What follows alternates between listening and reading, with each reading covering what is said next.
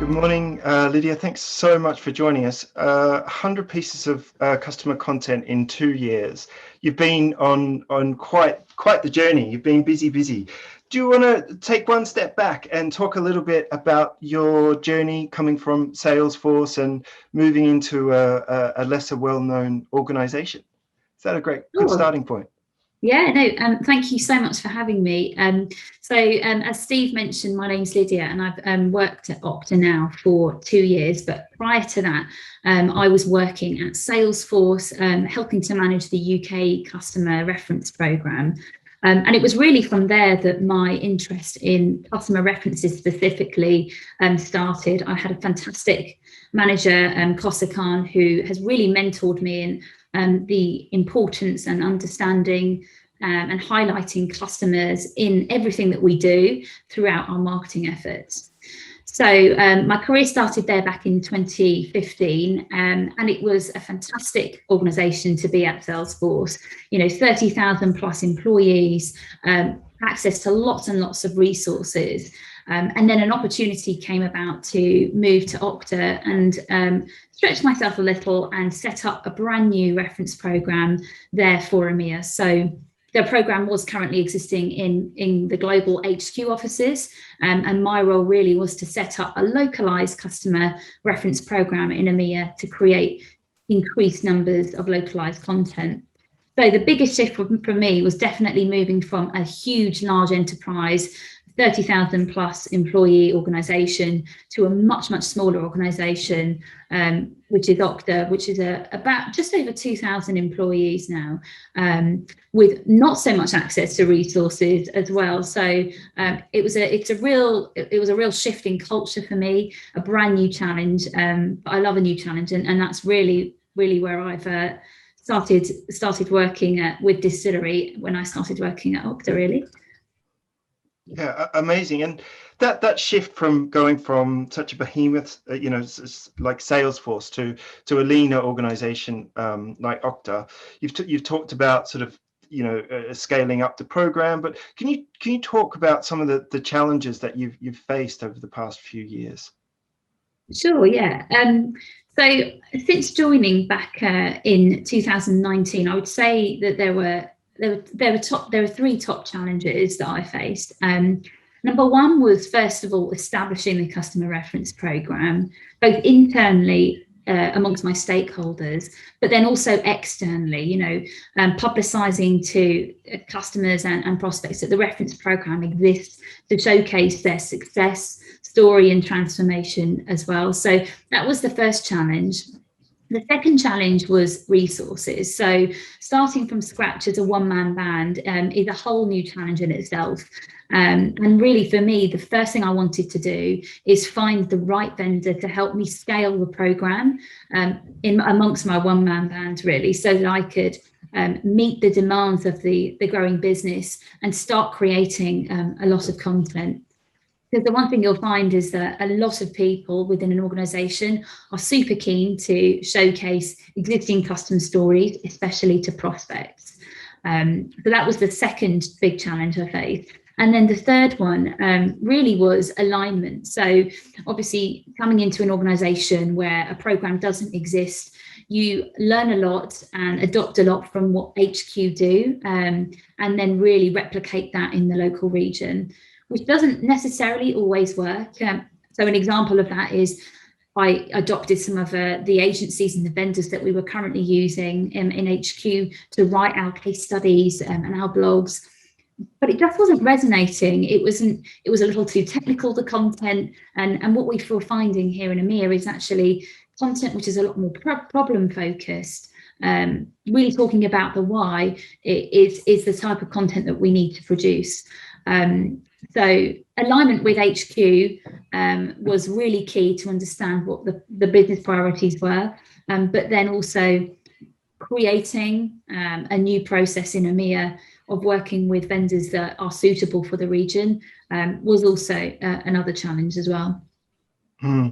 Yeah, I think that's quite a common challenge that we see in terms of really trying to make content, local content for local markets, really understanding the challenges in those markets, and getting under the skin of the stories that we're looking to create. So we make sure that they're really resonating with the customer, and also, being authentic to the customers' stories themselves, and seeing how we can really get that human story across, as well, obviously, as how Okta's technology is solving the customers' challenges. Can we reflect on a little bit about how you engage customers in the program, and really trying to scale this program? I get the feeling that one of your challenges is actually getting them engaged, getting them excited, and seeing the benefits of being a part of your amazing program. Yeah, sure. So I think the first question you have to ask is why customer marketing? So I really wanted to start from scratch with the EMEA organisation, and really educate them on the art of the possible when having a successful reference program. So winning over internal stakeholders by highlighting the value of creating these localized customer content, whether that be through case studies, films or blogs, was essential for kind of creating that business case of this is why the function is so important, and this is why we need to work with your customers and make your customers successful, so that they can start to celebrate some of the successes they're seeing using our product. So I like to start off with a few stats, and when I kicked off the program back in 2019, I found some really interesting stats relating to the influence that a piece of reference material has on a buyer's decision. And I found that 77% of people in the evolution stages cited customer testimonials as one of the most influential types of content. And then 60% of B2B buyers search for peer reviews and testimonials. So really creating that business case of exactly why a reference program needs to exist was key for me to start with. So once that because I think internal engagement, especially when running a reference function, is key and vital. You'll never have a thriving customer reference program if you can't effectively connect with your customers. So the biggest hurdle that you need to jump is always getting willing customers on board. And this is where buy-in from internal stakeholders really is key for identifying, the happy and willing customer reference that are passionate about your product and your brand, really.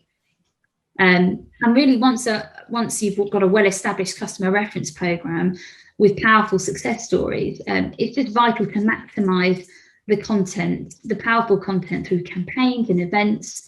And I think I actually stumbled across a very interesting quote the other day, which resonated, by Scott Cook, where he mentions that a brand is no longer what we tell the consumer it is, it's what consumers tell each other it is. So there really is a lot of power in harnessing a reference program, getting the internal buy-in from stakeholders, and having them, nominate the right customers who are going to be really impactful for telling your story, and the business's story as well, but through the eyes of the customer. Yeah, that's really interesting. I've got a slide here actually that I want to pull up. Just because I think, you've been on this, it's quite astounding to look back, and obviously we've been a small part of this journey with you, and considering that you've only been with the organization for 2 years, and you've really been scaling up. There are some really amazing logos on here, and some amazing brands and pieces of content that's gone out. And I think, reflecting on the fact that you've really found this, made the business case, you've connected with the customers, and this whole piece around customer to customer marketing with the right kind of content it is really, really powerful. Is there anything you'd like to draw on from this slide, Lydia, that we put together? Yeah, I think this for me, partnering with Distillery has really taken the program from 0 to 60 in a really short space of time. And you can see some of the metrics here since May last year. So for me, I mentioned right at the beginning, one of the biggest challenges and hurdles I had to overcome to begin with was partnering with the right vendor who could enable me to scale the program and meet the needs of the business whilst not having access to a huge amount of resources. So for me, partnering with Distillery was vital in really enhancing the program and creating a lot of content.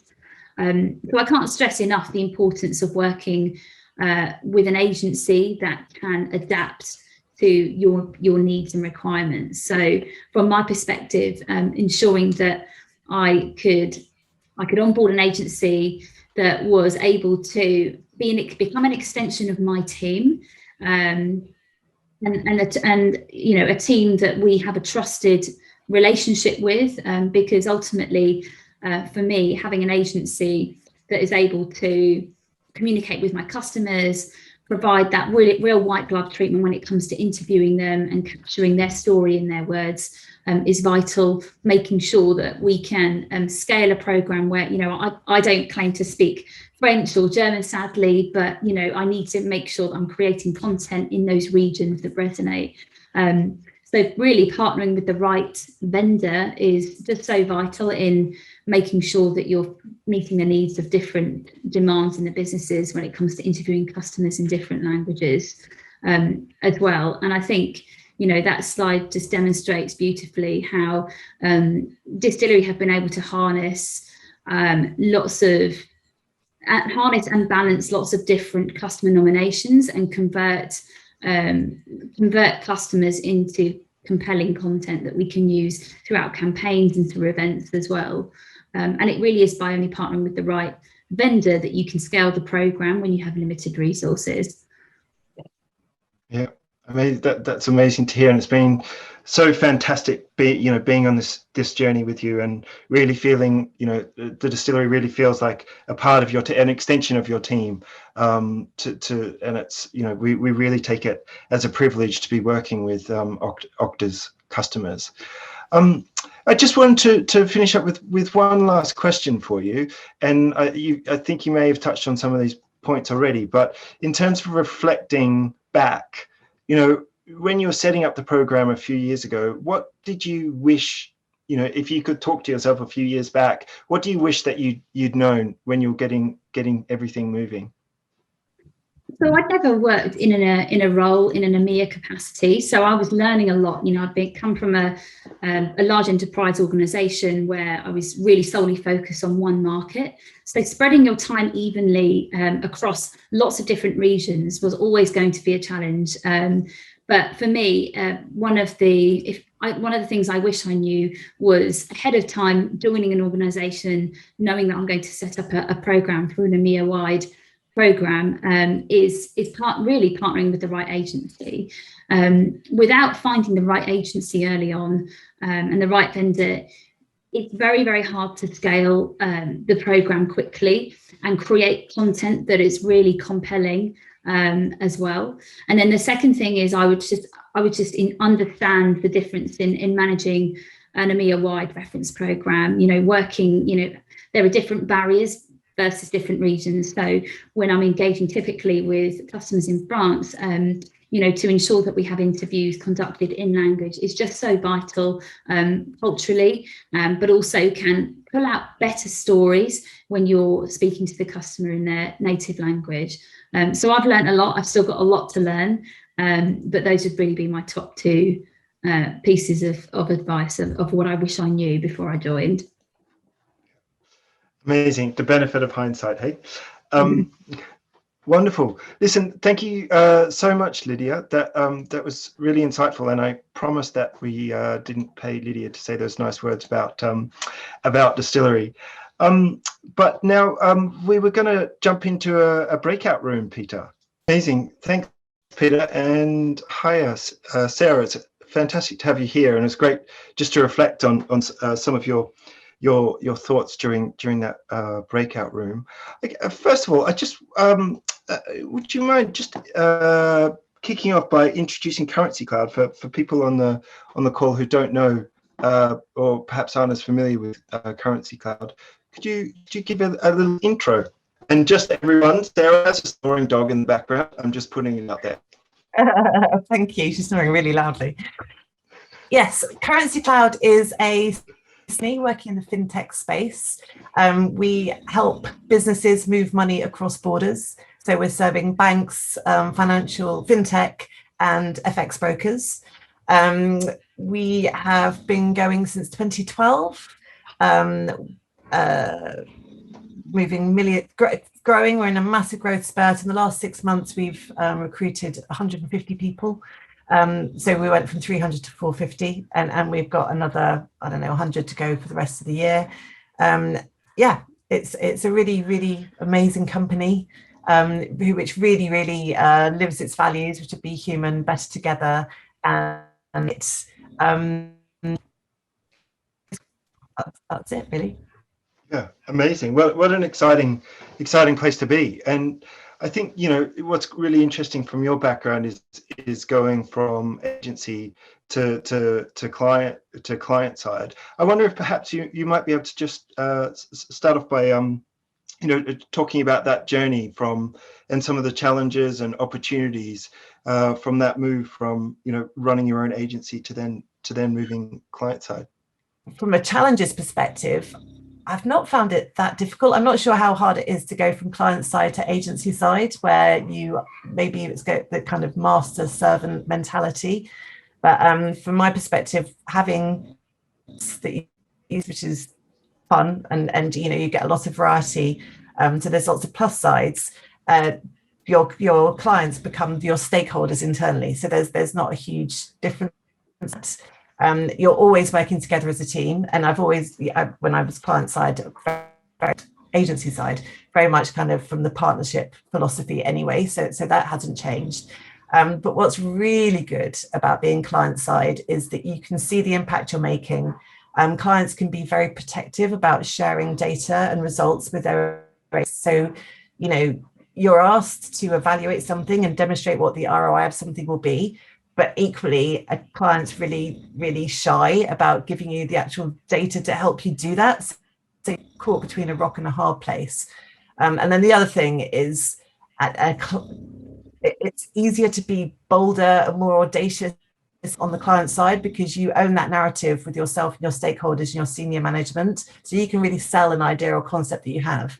When you're agency side, you have an idea that you think is great, is great, and you're trying to sell it to your clients, and they don't have quite the same appetite to be bold or take a risk. And then how they then sell it on to their leadership team and deal with the obstacles and that arise from that. It's out of your control, so you can have a lovely idea that just never sees the light of day. Yeah, that's really interesting. And I think in terms of the content piece, for us, it's really about how we can have our clients back and really sort of understand their challenges and what their KPIs or OKRs are, so we can help them get there and be that support and think about how we can do things like maximize the content that we're creating, making sure that the business is getting the best ROI. Can we help them with social amplification, for example, to make sure that the written work that we're creating is really getting seen, for example, or understanding the metrics and the performance of the video content that we're creating, so we can optimize it. I wonder around working with CurrencyCloud in the fintech, the finance space. It's quite heavy, and in terms of building out specifically written content, how do you sort of take the steps to ensure that the written work that you're commissioning or creating is hitting the mark, and the team that you're working with really understands finance and the fairly fintech, the tech heavy content that you're creating? Yeah, so yeah, you're right. It's really, really important to understand finance and fintech. As my head and what you're trying to convey, as it is to explain it really simply to the end user. Einstein said it all when he said, if you can't explain it simply, you don't understand it well enough. So it's so important for copywriters to really get it. So the short answer is we usually get them to do a test. We're all about chemistry and connection. So you meet someone, you know, they've got the experience and the wherewithal to do work with them, and they do a test to see what their kind of writing style is, if they can follow our own brand guidelines, and if they can convey a complex idea quite simply. Yeah, and follow a brief. Oh God, it's so important to be able to actually follow the brief. Yeah, good brief. And I think that's one of the things that we really hunkered down on and really focus on is that briefing process, and really interrogating that brief before we go anywhere near a customer, and really understanding why a story is so important to the organization. Why is that particular customer important to the organization? What's it sort of laddering up to in terms of more strategic priorities, and these stories that are centered on fintech, how do you sort of make them approachable to wider audiences? And it's the whole tech speak thing, right? How do you look at getting the right balance of the warmth of the story, but also having making sure that it's landing the mark for the audience? Yeah, so that's an interesting, really important to engage with the end user, and to do that it's not be through using tech speak. I read a Zendesk thought leadership piece of research the other day, and it said that customers and end users want to be working with brands that they can associate with and really live and breathe their values. So you can't convey your brand values if you're just talking in tech speak, and talking about the scalability of your tech stack. You really need to engage with people first. So we try and get people to feel before they think. So finding a story that actually engages with them, and they associate with the challenges that they assessment speaking, challenges that person faces in their role or in their business. And Lydia said earlier, what was his name? I wrote it down. Scott Hook quote about getting other people to tell your story for you. So that's like at eBay and Google, it was really successful. When you get other people to talk, and they use their own language, and you kind of leapfrog the tech speak and go straight into talking to people as people, like people. So that's super important, and I think that's the way to get the balance right, is by letting other people explain it for you. Yeah, letting other people do the talking, and and really when it comes then to video, and it's, in your mind, really, what is it that makes a great story that's suitable for video, a great customer story that's suitable for video? I think you have to start with the why you're making the video. Who is it for? Why would they want to watch it? What's the key benefit you're trying to convey? And how are you evaluating that piece of video? But if you understand who it's for, and then you can work out what the most engaging story is, kind of alluded to it, the people piece is so important.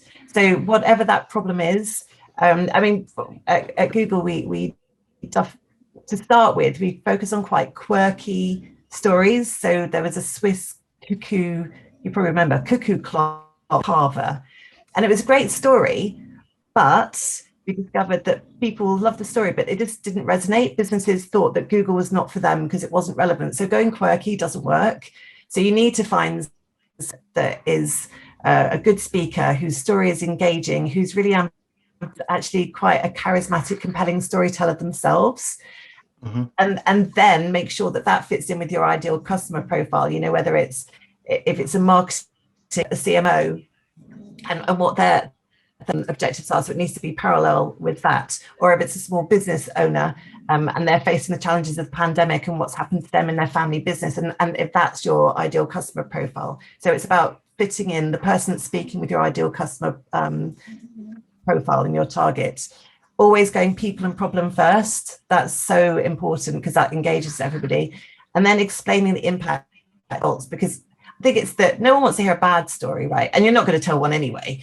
But it's like taking somebody on the journey of the person that's telling their story, and then ending with proper kind of actionable items. You can do this. You too can achieve this, and you could potentially achieve. And I would also add to that is really finding, from our experiences, when we're making these B2B films about how technology has enabled or supported an organization, it's, people on laptops, working on laptops are boring. Like, you need to find the visual element to that story and really make sure up front you craft it. So when you go to the shoot, you show people in situ, you show their businesses, whether it's the cuckoo clock or a factory or Ocado, for example, we made a film with. You need to be able to make that story visual to show the benefit of that technology on the business. And if you can't do that, you need a plan B, or in our mind, we would talk to our client and try and rethink the story and think if there was a different way of telling it that wasn't necessarily in video, because for us it's all about the visual story, getting that emotion across and that connection with the audience. Absolutely. I think we spent about 70% of our filming time on the B-roll rather than the interviews. So yeah, absolutely. Yeah, amazing. And in terms of that connection, I just want to ask one last question around the importance. You mentioned that CurrencyCloud is going through this amazing rapid growth period. How important is it for CurrencyCloud to speak globally but communicate locally? We need to speak globally because borders are increasingly blurred, and we are a global cross-border. So we should be reaching out to as many demographics. But that being said, once we've localized our content, we need to communicate locally in order to reach the people in each specific market. So they feel that we understand them, their language, their culture, and everything. It's just really important to treat our customers, our end users, as individuals and individual users, not just as one homogenous mass. I think, I can't remember who mentioned it. It was Peter, I think, earlier, about that authenticity, the authenticity of voice. People can see right through it when you're just trying to say a cookie cutter approach, same thing to everybody. So it's so important to kind of speak globally, but communicate locally. Yeah, it's been really insightful, and thank you again for sharing one of your mindfulness sessions. We'll share everyone with a link to your mindfulness website after the session. But let's turn back to put on your other hat, because obviously we've worked together for quite a long time and really built a fantastic relationship. And I think that's where I wanted to start the conversation around how you've managed to foster really authentic relationships with agencies, and really how you went about that. Yeah, so I mean, I've obviously had the benefit of working client side and agency side. So I've had lots from an agency perspective. I've had lots of experiences, lots of colourful experiences, shall we say. And so, I learned a lot from that, although at the time there were, certain challenges. And it was those experiences that really inspired me to take a very different approach when it came to me working with agencies. And in my experience, the more respect and the more the more respect for the creative process and the individuals creates a better experience for all parties. And I think that there's a lot to be said for people understanding the importance of applying emotional intelligence to these situations. So the opportunity or the commitment to reflect, to self-regulate, and to really ensure that everyone is on the same boat at the same time.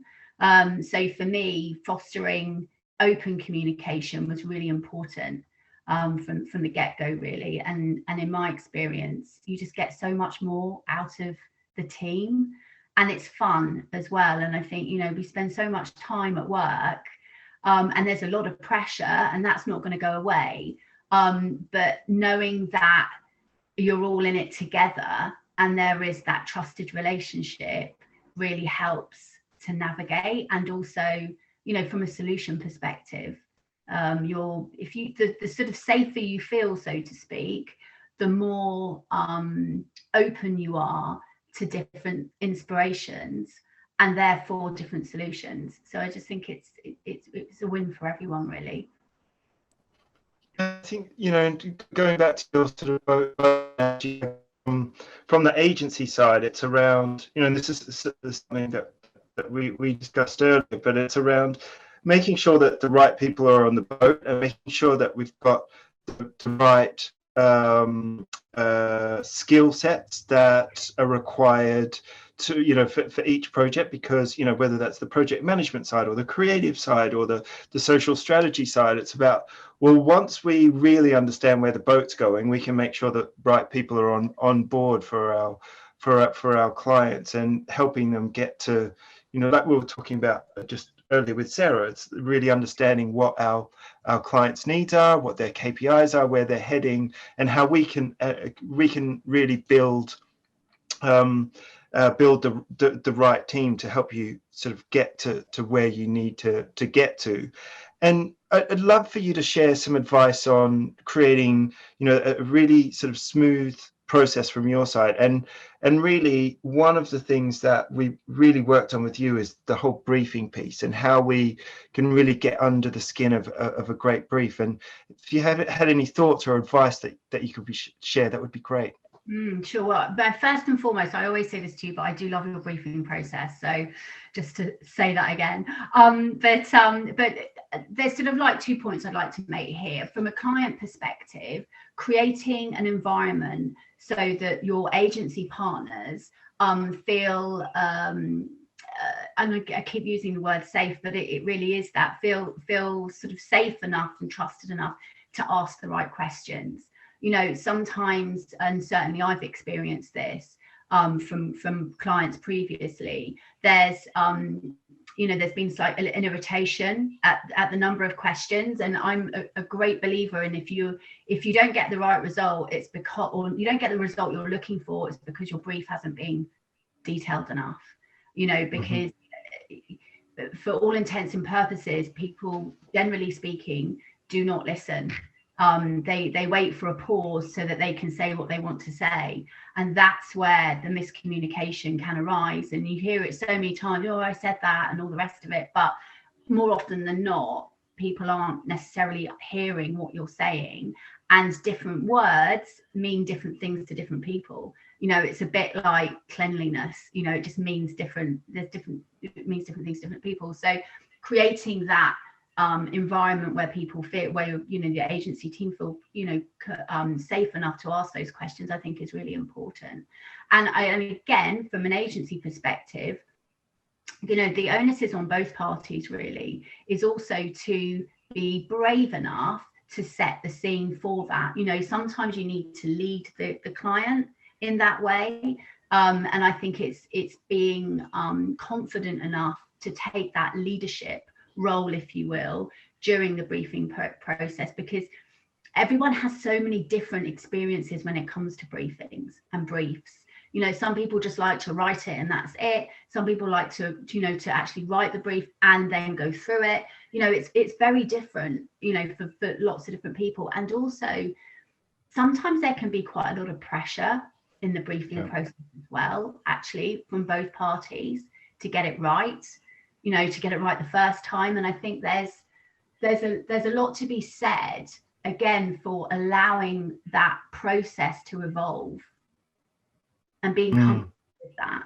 So you might not get the right, it might not be right the first time, but there's a way to kind of move through that and to allow that creative process to evolve rather than to be quite stringent with it. So, because creativity isn't linear, is it? So yeah, and it's that, I think for us, it's that collaboration piece that's so important. It's that, we're if we're joined up as a team and we are working as a team, we're collaborating, it's only going to be a stronger brief, which will end up in a strong, with a stronger story. And I really feel like our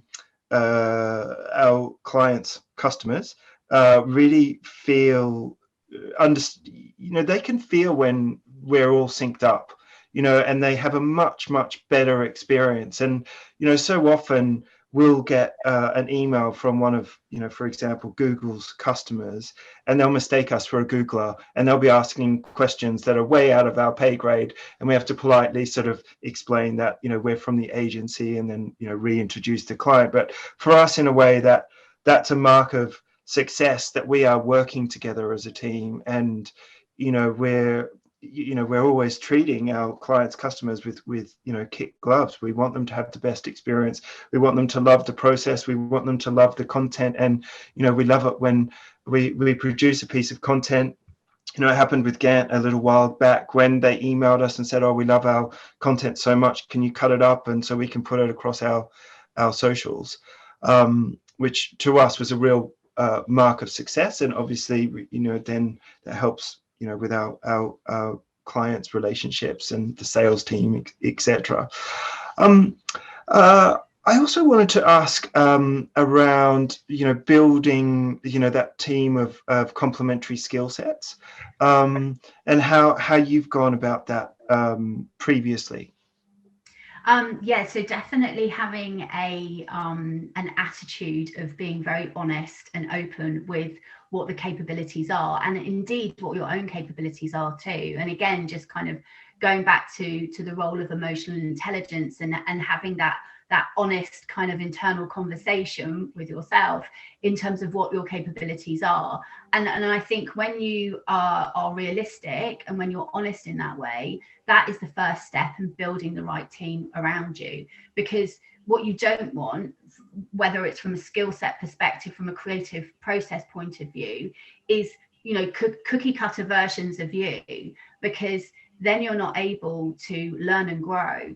And so it's so important to ensure that from a skill set point of view, but also from a broader business objectives perspective, that you have the right people, around the table, so to speak, and on your team. And that definitely starts with having that kind of honest assessment of where those skill sets lie and with whom. And I think as well, one of the things that we talked about sort of in our briefing was around that diversity piece, and that's something that at Distillery we're very passionate about, having different points of view, and when you've got not that cookie sort of cutter mentality in terms of the team, you have people with different experiences and skill sets and backgrounds, then that really helps push that level of creativity further, create more compelling content, really push the boat out a little bit further. And it's sort of my job to foster the ability for different voices within the business to be heard. Another thing that I wanted to touch on, Nina, was around how you evangelized different opportunities to engage customers within your program. Yeah, so very much by focusing on and really understanding what their business objectives were, and also their marketing and communication objectives too, so that when we did approach them with a particular opportunity, we could ensure that it matched or mirrored their objectives too. So we didn't come from a place that was sort of self-serving, so to speak. And it's very easy to do that. And I think, from a customer's point of view, it's so much more compelling when you have a partner that approaches you from a place of understanding. And therefore, you're able to partner on different, in different areas in a way that is so much more compelling and so much more authentic. And the audience can see that. You can see, is it from a consumer perspective, you can tell straight away when a brand isn't being genuine. And so, it's that intuitive trigger, if you will, that we all have. We can sense it. And so it's vital, I think, to just ensure that, when you are fostering those relationships with customers and when you are approaching them with an opportunity, that it is actually reflecting, the direction that they're going in as well. Yeah, it's. I think we've seen it in the past with some other clients where it's been about short-term gains, not about long-term long-term relationships and building those, that emotional intelligence to go, well, actually, let's look past this short-term KPI that I've got, and actually let's see how I can, really understand our customers' needs and where they're going and how we can support them, and thinking about the bigger picture, perhaps. And I think that's something, that we looked at when COVID hit, in March last year, and thinking about having that intelligence to think about what our customers were going through, the changes within their business. And while our clients were perhaps putting some pressure on us, it was actually to have the ability to talk to our clients about, well, actually, let's change tact here. Let's think about what our clients are going through, what pressures they've got on, and no doubt, creating a piece of content right now isn't their first priority. What else can we do? Can we do desk research so we can go to them proactively with something that's taking a lot less of their time, for example? And still with COVID and people being under different pressures, it's about that relationship building as much as the content output. Amazing. Listen, thank you so much. It's really great to get your insights, and thank you again for sharing the mindfulness piece with us. I think we're going to dive in now to a Q&A, because we've only got a few minutes left. So Peter, are there any questions that have come through that you wanted to share with Nina, Sarah, or Lydia?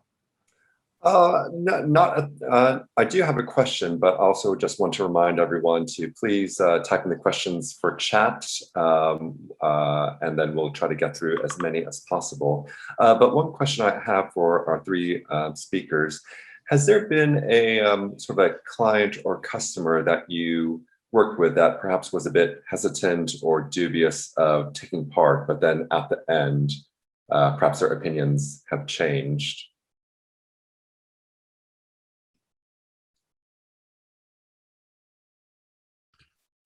Yeah, so from my perspective, I have an example. I actually had a briefing call with a customer a week ago, and the purpose of the call was to share with them an overview of the customer reference program, how they can participate and partner with us to celebrate their successes and their story. And yeah, I think one of the challenges I had in that particular call was the customer could see what was in it for Okta, but not necessarily what was in it for them.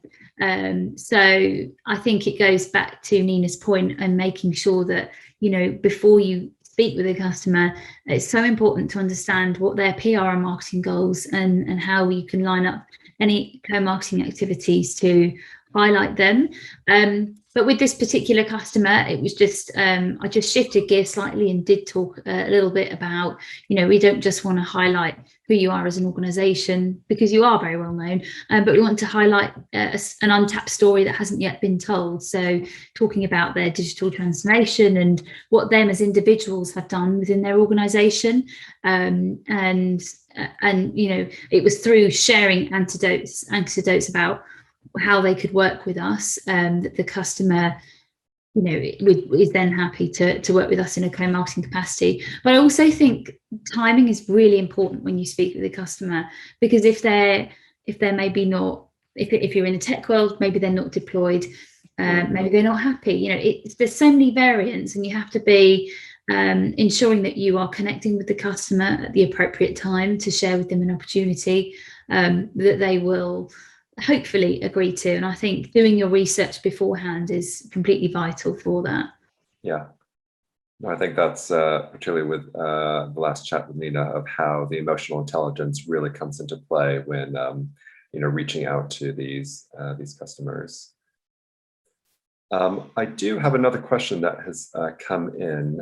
So with the organizations that everyone here represents, there are a number of different products. So how do you decide what products to amplify? Is that sort of discussed internally? Is that sort of driven from above? Is it driven by customers? What's I guess how would you go about with that process?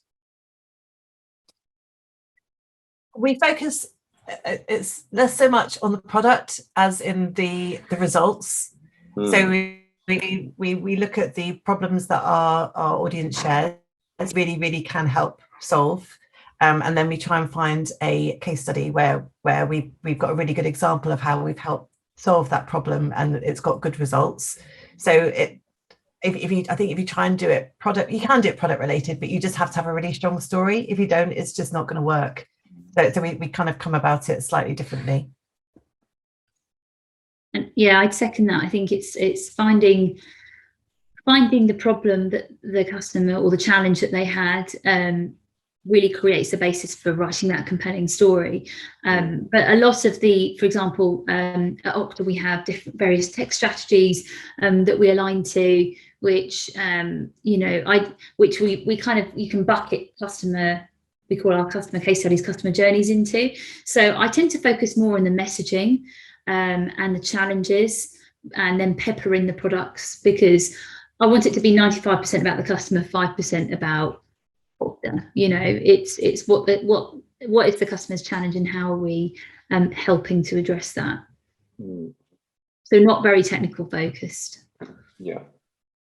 And Nina, did those points resonate with you in your previous experience of sort of prioritizing?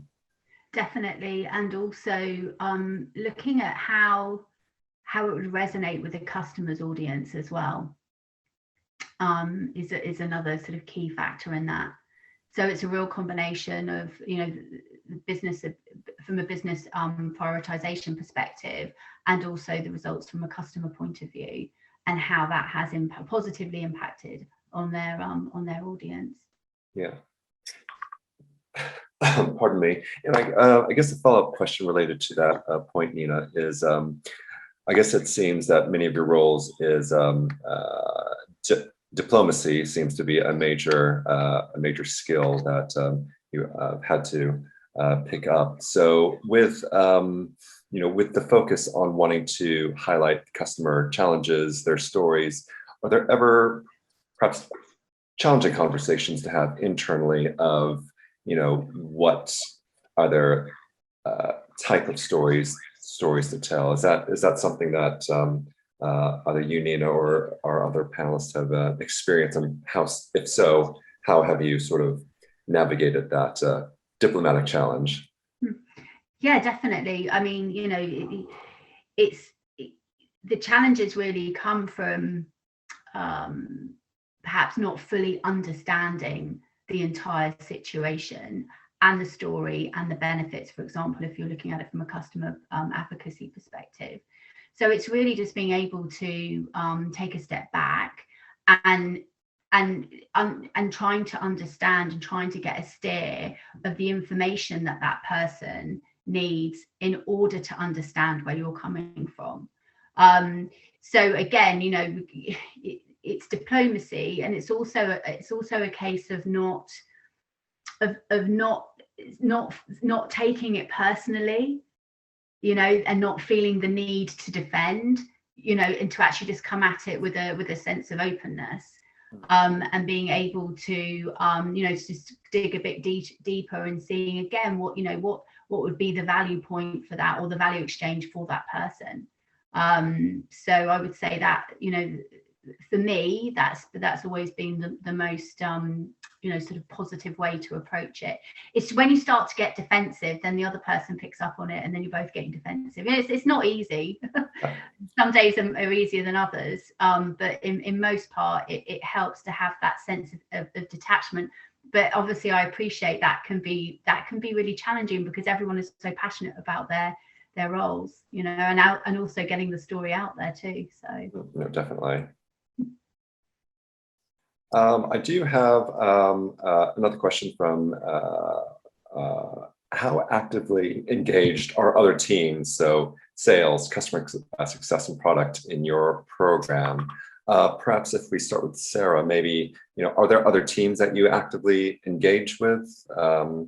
Yeah, or vice versa. So, sales, I think it's the understand is as equal as it is to let your clients know how important customer advocacy is for them as well. So what the benefits that they're getting out of doing joint activity and the extra exposure they get, it's the same kind of conversation that you need to have internally with your internal stakeholders. So for us, we work really closely with sales, account managers, and customer success, and we use customer advocacy as a reason to engage with our customers, to kind of strengthen relationships, and everyone really understands the value of what we're doing and internally, which helps us to then kind of sell the idea externally. So it's a great. If we did it on our own, we wouldn't have the success that we have, because we wouldn't have the contacts and we wouldn't know the stories. And you know, the people in sales and customer success are much more on the ground, so they're working with our clients on a day-to-day basis and really do get how we've worked together and how we did it. And Lydia, does that sort of internal engagement strategy, has that been your experience as well? Yeah, definitely. I agree with everything that Sarah said there. And you know, your key stakeholders, such as your sales team, your customer first team, they are the people that know the customer better than anyone. You know, they're interacting with them on a day-to-day basis in some cases. So ensuring that I, for example, attend a lot of sales meetings, I speak at all hands, and constantly promoting what the program is, the benefits of it, not only to customers, but also to them internally. You know, it's fantastic when, you know, a sales rep can say, actually, that's my customer that I've made successful there. So it kind of works both ways. But also, you know, I think now that the program has, because the more customer reference nominations you receive, the more you convert into references, the more are on our website, and the more prospects and customers see what other customers are doing to showcase their story with Okta. So I think it's an element of wanting to get involved from the customer side as well. You know, once the program is built, you do get to a point where, you know, you get customers reaching out to you saying, hey, I'd love to do that, one of those case studies that you do as well. So it can be dependent on the brand. And certainly at Salesforce, we had people, you know, knocking on the door to do things like a case study or a film. Well, I think, you know, I'm sure we could chat for another hour or two, but fortunately, I think we have to wrap it up. So what I'm going to do is hand it over to Steve for some final comments. So Steve, back to you. Yeah, amazing. Thank you, everyone. Thanks. Big, massive thanks to our panelists, Nina and Sarah and Lydia. We really appreciate your thoughts and sharing all of your amazing knowledge and insights. It's been really fantastic. So thanks for joining us this morning. Thanks everyone for joining us on the Zoom. Thanks also to Peter, my co-host. We'll be sharing some key takeaways from today's session via email early next week. So keep an eye out for that. And if you've got any further questions, don't hesitate to get in touch. We love talking about all things customer reference at Distillery. So thanks again, everyone, for joining us. I hope it was helpful. Amazing. Thank you, Steve. Thanks so much. See you later. Thank you, everyone. Cheers. Thank you.